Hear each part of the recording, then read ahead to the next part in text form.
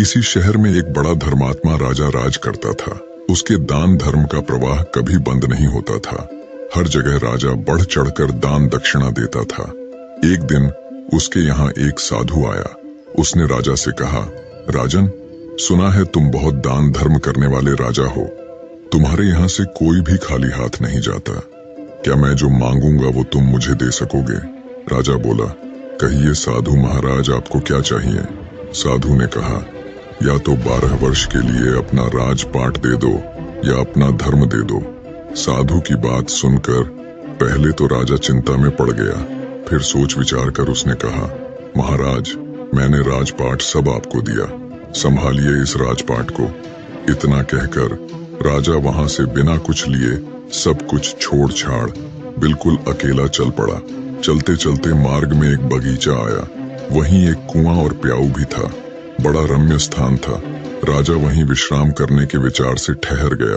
अगल बगल देखने पर उसे एक जीर्ण कसा हुआ सुंदर घोड़ा दिखाई दिया, जिसके पास एक सुंदर स्त्री बैठी हुई रो रही थी। राजा को स्वभावतः दया आई। उसने उस स्त्री से रोने का कारण पूछा। स्त्री बोली, महाराज, मैं एक राजकुमारी हूँ। मेरे पिता और भ्राता सबको शत्रुओं ने मार डाला है। मैं किसी प्रकार जान बचाकर यहाँ भाग आई हूँ। अब आप ही देव के द्वारा भेजे मेरे आश्रयदाता हैं, अतः मुझे शरण दें। राजा ने कहा, ठीक है, घोड़े पर बैठ जाओ और मेरे साथ साथ चलो। राजकुमारी बोली, नहीं महाराज, आप ही घोड़े पर चलो। आपके सामने मेरा घोड़े पर बैठकर चलना ठीक नहीं है। राजा घोड़े पर सवार हो गया। चलते चलते दोनों एक दूसरे राजा के नगर में पहुंचे। स्त्री ने कहा, आप शहर जाकर कोई बढ़िया मकान भाड़े पर ठीक करो, तब तक मैं यहीं बैठती हूँ। राजा ने कहा, भाई, मेरे पास एक अधेला भी नहीं है, फिर मकान की बात किस मुंह से करूंगा? स्त्री ने कहा, महाराज, रुपयों पैसों की आवश्यकता हो तो मेरे पास से ले जाओ। और उसने निकालकर 10 मोहरें राजा को थमा दी।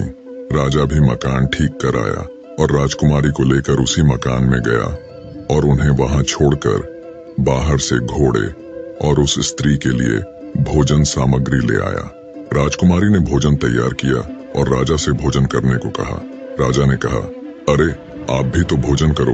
उसने कहा, नहीं महाराज, पहले आप भोजन कर लें, आपके बाद मैं खा लूंगी। राजा ने भोजन किया, स्त्री ने भी किया।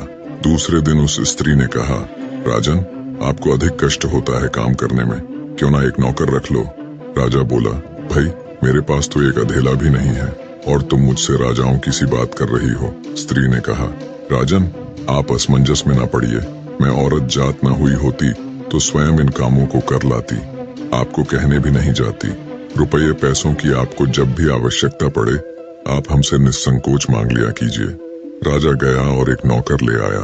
कुछ दिनों के बाद उस स्त्री ने कहा, राजन, मन बहलाने के लिए कभी कभी यहाँ के राजा की कचहरी में चले जाया करो और वहाँ की कुछ बातें सुन लिया करो।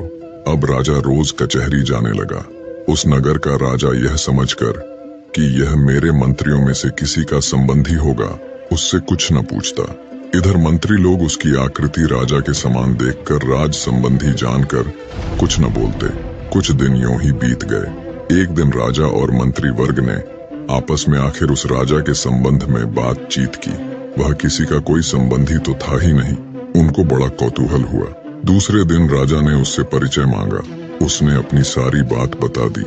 उसकी धर्म प्रियता देख राजा ने उसका बड़ा स्वागत किया और अपना मुकुट उसके सिर पर रख उसकी पगड़ी अपने सिर पर रख ली, अपने सिंहासन पर बैठाया और मित्रता की प्रतिज्ञा की। दूसरे दिन उसे फिर कचहरी में आने का निमंत्रण दिया। राजा ने सारी घटना उस स्त्री से कह सुनाई। उसने कहा, ठीक है, आप भी राजा को सारे परिकर परिषद तथा नगर को भी न्योता दे आइए। वह पहले तो हिचकिचाया, पर उसके प्रभाव तथा आग्रह को देखकर राजा उस स्त्री की बात मान गया और अगले दिन जब कचहरी गया तो राजा को सारे मंत्री परिषद सहित पूरे नगर को अगले दिन सुबह के भोज के लिए आमंत्रित किया। उस नगर का राजा हैरान होते हुए बोला, कहीं भांग वांग पीली है क्या? भोज और वो भी पूरे नगर सहित, कहाँ से करोगे उसका इंतजाम? खैर, बोले जाओ ठीक है, मनमानी करो, मित्र ही तो हो। शाम को उस नगर के राजा ने एक सिपाही भेजकर पता लगवाया और कहा, जाकर देखो तो सुबह भोज के लिए क्या इंतजाम है। सिपाहियों ने देखा तो वहाँ कुछ नहीं था। आकर ज्यों का त्यों राजा को बता दिया। राजा ने कहा, भाई, उसने पक्का भांग वांग ही पी रखी होगी। इधर इसको भी चैन न था। उस स्त्री से कहने लगा, भाई तूने मेरी अच्छी फजीहत कराई है, प्रातः राजा न जाने मुझे क्या कहेगा।